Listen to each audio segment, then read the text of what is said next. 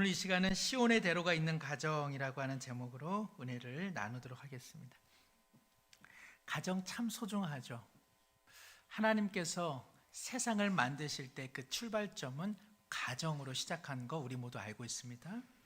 아담을 만드신 후에 하나님의 뜻은 또 만들어서 가정을 이루어 인류가 시작되는 것, 그것이 하나님의 원래부터의 계획인 것, 창세기에 잘 기록되어 있습니다. 가정은 분명한 하나님의 뜻입니다. 가족 안에서 살아가는 것은 하나님의 변함없는 계획입니다.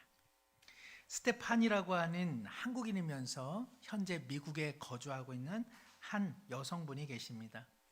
한국인이면서 왜 미국의 이름을 갖고 미국에서 거주하고 계실까요? 사실 이 스테파니 아주머니는 어렸을 때 부산에서 태어났습니다. 4살이 되던 추석 명절 다음 날 스테파니 아주머니의 엄마가 4살 된 스테파니를 붙잡고 이야기합니다. 얘야, 내일 아침에는 기차를 탈 거야. 기차를 타고 멀리 갔다가 사람들 많이 내리는 곳에 너도 내릴 텐데 거기서 조금만 기다리면 삼촌이 올 거야. 삼촌이 너를 잘 키워주실 거야. 그리고는 아이의 등짐에 보자기에 음식물을 싸서 아이를 기차에 올려 태웁니다. 그러나 한 정거장 마지막 정거장이 되어서 기차에 내렸을 때 아무도 이 아이를 기다려주지 않았습니다.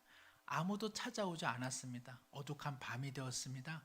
기차 역장이 꼬마애가 왜 밤중까지 여기에 있어? 빨리 집에 가. 문 닫아야 돼. 하며 이 어린 4살짜리를 밖으로 내보냈습니다. 조금 있으면 우리 삼촌이 올 텐데 밤이 되었습니다. 어머니가 싸준 보자기에서 주먹밥 한 덩이를 먹으면서 울며 그 한밤을 지새웠습니다. 내일 아침이 되었습니다. 그리고 그 밤, 그리고 그 다음 날이 되었지만 삼촌도 그리고 엄마도 아이를 찾지 않았습니다. 스테파니 아줌마의 아빠 되는 사람은 미군 병사였는데 이 스테파니의 엄마와 결혼하고 그냥 떠나버렸습니다. 이 아이의 생김새는 약간 흑인 같기도 하고 약간 황인 같기도 하고 다 옛날 말이긴 합니다만 미국 사람 같기도 하고 우리나라 사람 같기도 한 그러한 혼혈인이 되어서 당시에는 이런 아이들을 조금 비하하는 말로 튀기라고 말했었죠. 젊은 엄마도 이 튀기인 이 아이를 키우기가 너무 벅차서 그냥 버리게 된 것이죠. 스테파니 이 어린 아이는 무려 4살부터 7살까지 그야말로 다리 밑에서 그리고 거리에서 때로는 거지로 때로는 고아로 그렇게 살아갔습니다. 사람들이 버린 쓰레기를 뒤져서 먹을 것을 얻었고 때때로는 방앗개비와 메뚜기를 잡아서 음식을 섭취했습니다. 때때로는 가느다란 못을 철길에 놓아두었다가 기차가 지나고 나면 그 못이 납작하게 예리해지면 그것을 가져다가 들쥐를 잡아서 들쥐의 내장을 걷어내고 그것을 구워 먹기까지 했었습니다. 어떤 날은 과일을 훔쳤고 어떤 날은 농작물을 훔치다가 주인들에게 발각되어서 너 같은 애는 우리 마을에서 사라져야 돼 라고 하면서 깊은 물 웅덩이에다가 던져버렸습니다. 어느 할머니가 이 스테파니를 구해주었습니다. 또 얼마 후에 사람들이 물레방아에 이 어린아이를 묶어서 너 같은 애는 죽어야 돼 라고 그렇게 아이를 미쳐놨을 때 밤늦게 어느 할아버지가 또 이 아이를 구해주었습니다. 그러나 스테파니는 결국 전염병에 걸려 거의 죽게 되었습니다. 지나가던 스웨덴에서 온 한 간호사가 스테파니를 발견했지만 이미 얘는 죽은 거나 다름없어. 병원에 데리고 간들 살지 못하겠어 하고 돌아서려는 찰나 그 마음에 하나님께서 이 아이는 나의 아이야. 꼭 살려야 된다. 너 꼭 데려가야 돼. 라는 마음을 주어 간호사가 이 7살 된 스테파니를 고아원에 데리고 갔습니다. 스테파니는 9살이 될 때까지 그곳에 아이들의 옷을 빨아주고 기저귀를 갈아주고 젖병을 물리면서 그렇게 생활해 오던 차에 아기들이 하나둘 사라지는 것을 보았습니다. 무슨 일이에요? 왜 아기들이 사라지죠? 원장님이 말하기를 아이가 없는 사람들이 아기를 데려간다는 이야기를 그때 처음 들었습니다. 그러던 어느 날 미국 선교사 부부가 그 고아원을 찾아왔습니다. 아기들을 이렇게 안으면서 너무 예쁘다, 너무 예쁘다 하던 차에 스테파니와 눈이 마주쳤습니다. 그런데 스테파니에게 오더니 스테파니를 꼭 안아주었습니다. 스테파니는 벌써 9살입니다. 더군다나 예쁜 모습이 아니었습니다. 4살 때부터 9살까지 거리 생활을 했기 때문에 온몸이 여전히 때가 찌들어 있었고 무릎팍과 팔 뒤꿈치에는 더덕더덕 붙은 그 때가 목욕을 해도 지워지지 않았었던 것이죠. 온몸에는 밖에서 생활하느라 맞은 얼굴이 흉터에 가득했고 그리고 못 먹어서 무려 그 몸무게가 15kg밖에 되지 않았습니다. 참고로 우리 막내 아이는 22.5kg입니다. 뱃속에는 기생충이 있어서 때때로는 배가 고프면 그 기생충이 목구멍으로 넘어올 정도였고요. 그리고 온몸에 힘이 없었고 눈에 초점이 맞춰지지 못했던 아이. 그런데 이 스테파니를 그 미국 선교사 부부가 꼭 안아주었던 것이죠. 너무 좋기도 하면서 너무 당황스러워서 그 선교사 부부를 밀쳐내고 침을 뱉어버렸습니다. 잠시 후에 고아원 원장님이 스테파니를 불렀습니다. 나 이제 맞아 죽겠구나. 저 선교사 부부에게 침을 뱉었으니까 나 이제 맞을 거야. 그런데 고아원 원장님이 스테파니야, 좋은 일이 생겼어. 저 미국인 부부가 너를 데리고 가겠대. 그리고 그날 이후 미국인 부부 집에 들어가게 됩니다. 나 여기서 이제 가정부 일 하는구나. 나 여기서 저 사람들의 일을 하는구나. 그렇게 생각했는데 그래도 냉장고도 있고 텔레비전도 있고 침대가 있는 것을 보고 참 좋다. 나 여기서 일하면서 사는 것도 괜찮을 것 같아 라는 생각을 했던 것이죠. 그런데 몇 날이 돼도 일을 시키지를 않아요. 오히려 병원에 데리고 가고요. 목욕을 시켜줍니다. 잠자리에 노래를 불러주고 그리고 기도를 해줍니다. 맛있는 음식을 사주기 시작합니다. 참 이상하다. 참 이상해. 왜 일을 시키지를 않지? 밖에 나갔는데 거기에 있는 아이들이 스테파니의 몸의 냄새를 맡습니다. 야, 너한테는 치즈 냄새가 난다. 야, 너한테는 고기 냄새가 나. 야, 너는 꼭 미국 사람 같아. 아니야, 나는 가정부야. 나는 이 집에 일하러 온 사람인데. 근데 동네 아줌마가 말합니다. 아니야, 스테파니야. 너는 이 집의 딸이야. 저기 있는 미국인 엄마 아빠가 너의 엄마 아빠란다. 그거를 몰랐니? 아이가 단숨에 집으로 향합니다. 그리고 문을 엽니다. 아저씨가 내 아빠예요? 아줌마가 내 엄마예요? 내가 이 집의 딸이에요, 지금? 그러자 그분들이 말합니다. 그럼 스테파니, 내가 너를 고아원에서 데려올 때 나는 너를 딸로 데려왔어. 나는 너의 아빠란다. 나는 너의 엄마란다. 그때서야 스테파니가 말합니다. 그래서 저를 때리지 않으셨군요. 그래서 저에게 일을 시키지 않으셨어요. 그래서 제게 옷을 사주셨군요. 그래서 저에게 맛있는 것을 사주시고 병원에 데려가 주시고 제 온몸을 씻어 주신 거군요.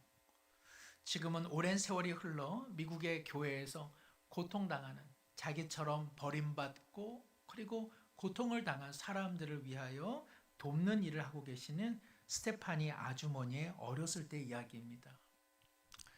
하나님께서 스테파니 아주머니에게 엄마와 아빠를 선물로 주신 것은 가정이 필요하기 때문에 그렇습니다.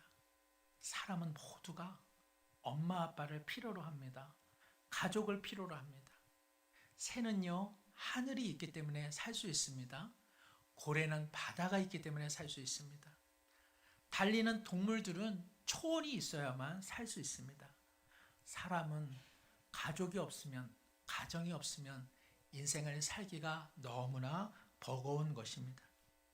스테파니 아주머니에게 부모님을 주시고 가정을 주신 것처럼 하나님은 우리 모두에게 오늘 찬양의 곡처럼 제일 큰 선물로서 우리의 가족과 부모와 형제와 자매를 주신 것입니다.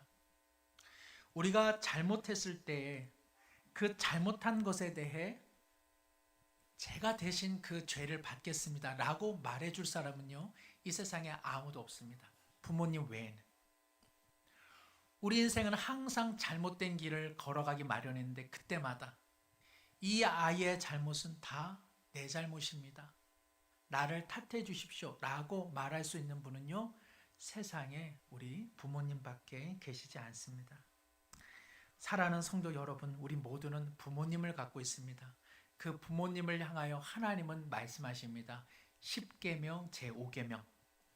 하나님과 사람을 향해 반드시 지켜야 되는 10가지 계명 중 가장 중심을 이루는 5번째 계명, 뭐라고 되어 있습니까? 내 부모를 공경하라. 예. 내 부모를 공경하라. 사랑하라, 감사하라, 존경하라, 존중하라. 너의 삶의 가장 귀한 분으로 모셔라. 누구처럼? 하나님처럼. 하나님께서 우리 가운데 가장 최선의 일을 하신 것 중 하나가 부모님을 주신 것입니다. 그 부모를 공경하는 사람은요, 하나님을 사랑할 수 있습니다. 하나님을 사랑하는 인생은 부모님을 공격하지 않고 공경하는 인생입니다. 어느 아이가요, 초등학생인데 편의점과 그리고 문방구에서 이렇게 도둑질을 하기 시작했어요. 맨 처음에는 마음이 덜덜덜 떨렸는데 훔치고 났는데 물건이 생기고 사람들은 모르고 지갑에서 돈은 나가지 않고 야, 이거 재밌다 싶어서 자꾸 문방구와 편의점에서 도둑질을 하기 시작했던 것이죠. 하루는 엄마가 부릅니다. 얘야, 오늘 나와 함께 저쪽 학교 앞에 좀 가보자. 그리고 학교 앞 놀이터에서 이야기를 합니다. 너 엄마에게 거짓말하면 저기 보이는 경찰서에 오늘 나랑 함께 가는 거야. 내가 지금 질문할게. 정직하게 대답해야 돼. 학교 앞 편의점과 문방구에서 물건 훔쳤니? 안 훔쳤니? 내가 말을 못합니다. 엄마한테 똑바로 이야기해야 돼. 거짓말하면 저 경찰서 가는 거야. 문방구에서 편의점에서 물건 훔쳤어? 안 훔쳤어? 애가 울기 시작하죠. 훔쳤어요. 선영이랑 같이. 여기 선영이는 김선영 목사님이십니다. 자, 그럼 이제 문방구와 편의점 엄마랑 함께 가는 거야. 그리고 주인 아저씨에게 잘못했다고 고백하고 그리고 함께 용서를 빌자. 알았지?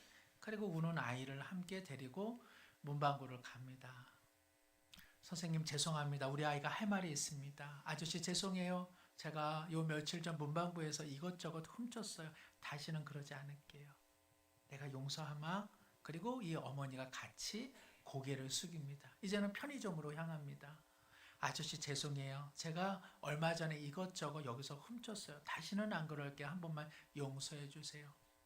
제가 이 아이를 잘못 길러서 그래요. 저도 함께 고개를 숙입니다. 한 번만 용서해 주시고 너그러이 받아주세요. 정말 죄송합니다. 하고는 이제 인사를 드립니다. 편의점에서 나올 때 엄마가 말합니다. 준이야. 여기서 준이는 우리 조준희 목사님이십니다. 준이야, 먹고 싶었던 거 있었지? 뭐야? 하나만 골라와봐. 그리고는 엄마가 그거를 사주면서 나오는 것이죠. 금주 어느 신문에서 읽은 어느 한 분의 예전에 부모님을 향한 기억의 내용입니다. 우리 인생 중에 누가 이렇게 해주십니까? 우리가 잘못했는데 우리의 그 잘못을 사랑으로 이야기해주고 그 잘못한 자리까지 함께 내려가서 우리를 위해 우리보다 더 큰 절과 고개를 숙여서 내가 이 아이 잘못 키워서 그래요. 이 아이를 용서해 주시고 그 죄값은 제가 받겠습니다. 정말 죄송합니다. 라고 말해줄 분, 우리 인생 가운데 누가 있습니까? 누가 그 일을 합니까? 아무도 없습니다. 오직 우리의 부모님 외에는 그렇게 우리의 못난 자리까지 내려가서 우리의 죄값을 받으시는 분은요, 세상에 아무도 없습니다. 어른이 되면 가장 슬픈 일 하나 있습니다. 나를 훈계해 주는 사람이 없다는 것입니다. 내가 잘못 살고 내가 잘못된 길 가도 세상 사람들이 다 본체 만취합니다. 원래 저렇지. 저 사람은 안 바뀌어. 저런 인간이야 원래. 다 방치하고 그리고 다 나 몰라 합니다. 오직 부모님만 나이를 잡수셔도 마지막 순간까지 그 자녀를 향해 훈계하시고 책망하시고 잘못된 것들을 유일하게 잘못됐다고 말해줄 수 있는 분은 우리 인생에 부모님 외에는 아무도 없습니다. 부모님이 사라질 때 가장 가슴 아픈 것, 우리를 책망해 줄 분이 없다는 것, 그리고 우리 인생에 우리만큼 함께 기뻐해 주시고 우리만큼 함께 아파해 주실 분이 없다는 사실이죠. 5시 반에 멈춘 시계라는 작은 동화가 있습니다. 조금은 옛날 시절 이야기인데요. 인규라고 하는 중학교 1학년 남학생이 있었습니다. 동네에 경호 형이 있는데 그 형이 반짝반짝거리는 시계를 하나 갖고 있는데 그게 너무 부러웠어요. 그러던 어느 날 서울에서 공부하는 형과 누나들이 놀러 옵니다. 야, 인규야, 말리포 해수욕장 이번에 개장했는데 너 함께 갈래? 아, 잘 됐다. 경호 형한테 시계 하나 빌려서 내 시계인 양 자랑하면서 나 그 해수욕장 가봐야지. 해수욕장을 갔다가 돌아오는 길에 배탈이 나기 시작해요. 어떡하지? 집은 한참 멀었는데 기차역에 내려서 공중 변소에서 큰 일을 보게 됩니다.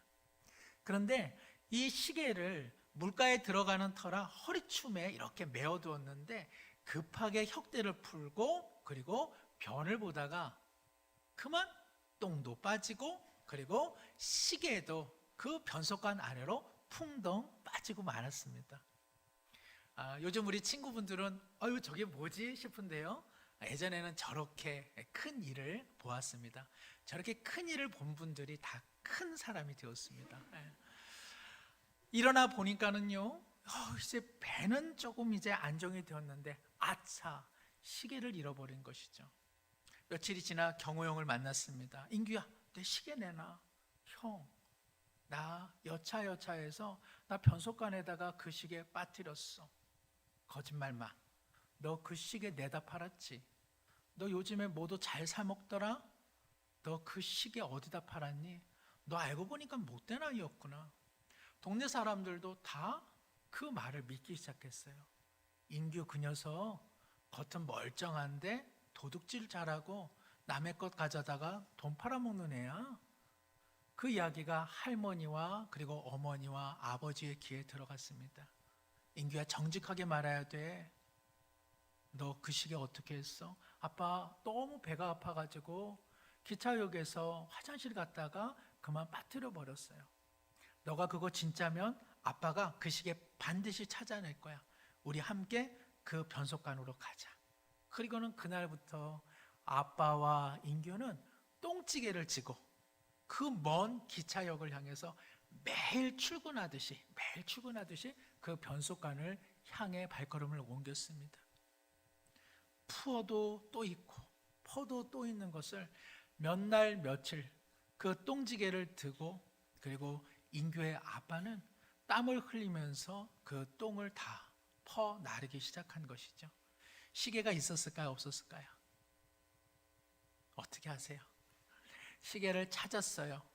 그 시계는요 5시 30분을 가리키고 있었습니다.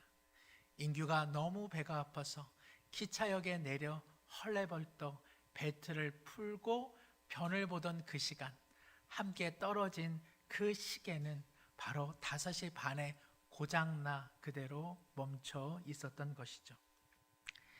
사랑하는 성도 여러분, 우리 중 누가 그 변속관에 시계를 빠뜨린들 그 변속관의 깊은 곳까지 내려가서 자녀의 진실됨을 세상 가운데 나타내려 하는 사람이 누가 있겠습니까? 부모님 외에는 없습니다. 부모님만이 우리의 소중한 것을 잃어버린 인생의 밑바닥 가장 깊은 절망까지 내려가시는 분, 부모님 외에는 아무도 없는 것입니다. 우리 하나님의 이야기를 제가 드리고 있는 것입니다. 우리 인생의 밑바닥, 가장 깊은 절망, 가장 깊은 고통, 아무도 다다르지 못하는 인생의 밑바닥에 누가 내려가십니까? 우리 하나님 외에는 아무도 내려가지 않으신다는 것입니다.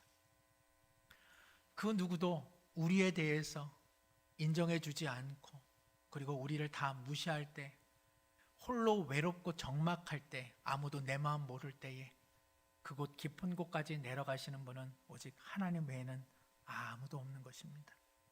우리는 그 사실을 알고 있지 않습니까? 예수님께서 바로 우리 인생의 가장 절망의 자리, 즉 십자가에 내려가셨습니다. 앞서 고아로 버려진 스테파니를 자녀로 입양하기 위하여 그 미국인 부모는 아름답고 예쁜 어린 아이들을 뒤로하고 가장 못나고 가장 버림받고 자신들이 아니면 전혀 딸로 거두지 못할 그 스테파니를 향하여 기꺼이 발걸음을 옮겼습니다.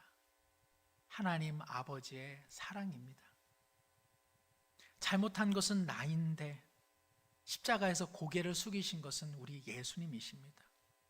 내가 잘못 살았고, 내가 어리석고, 내가 일을 망쳤고, 하나님의 소중한 것을 도적질하여 심판당할 인생은 나인데, 십자가에는 어찌된 일인지 예수님께서 피 흘리시고 살찌져 그 고개를 숙이고 계시는 것, 이것이 바로 하나님 아버지의 사랑이십니다.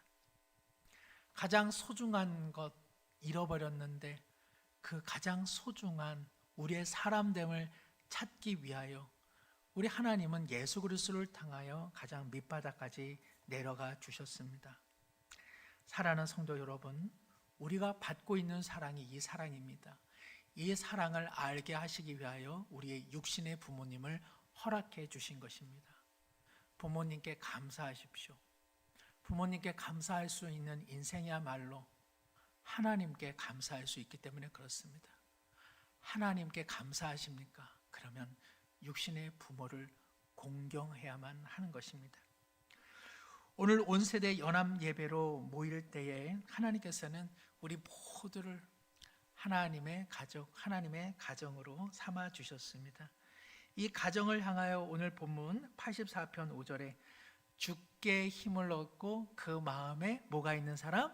시온에 데려가 있는 사람은 복이 있다. 우리 함께 한번 읽겠습니다. 시작. 주께 힘을 얻고 그 마음에 시온에 데려가 있는 자는 복이 있나이다.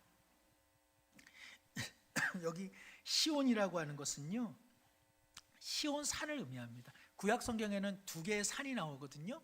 하나는 시내의 산, 하나는 시온 산이에요. 시내 산은 좀 무섭습니다. 하나님의 계명, 하나님의 율법을 선포한 곳이 시내 산이기 때문에 시내 산은 아무나 올라갈 수 없는 곳이죠. 그런데 시온 산이라고 하는 것은요, 바로 하나님의 은혜, 하나님의 돌보심을 의미하는 산입니다. 그래서 시온 산은 누구라도 올라갈 수 있습니다. 즉 시온 산은 하나님의 사랑, 하나님의 은혜를 의미하고 있는 것이죠. 여기 대로라고 하는 것은 큰 길이죠. 어떤 사람이 복이 있다? 그 은혜를 향하여 인생의 길이 열려진 사람은 참 복이 있는 사람이다. 우리 가정이 하나님의 은혜와 하나님의 사랑을 향하여 길이 열려 있다면 우리 가정, 우리 가족, 우리 자녀는, 우리 부모는 복된 인생인 줄로 믿습니다. 얼마 전에 보니까는요, 불행하게도 어떤 한 가정이 휴가철로 이렇게 전국을 순회하다가 길이 아닌 곳인데, 길이 끊어졌는데 잘못 그 길로 들어서서 낭떠러지로 절벽으로 추락한 사건이 있었습니다.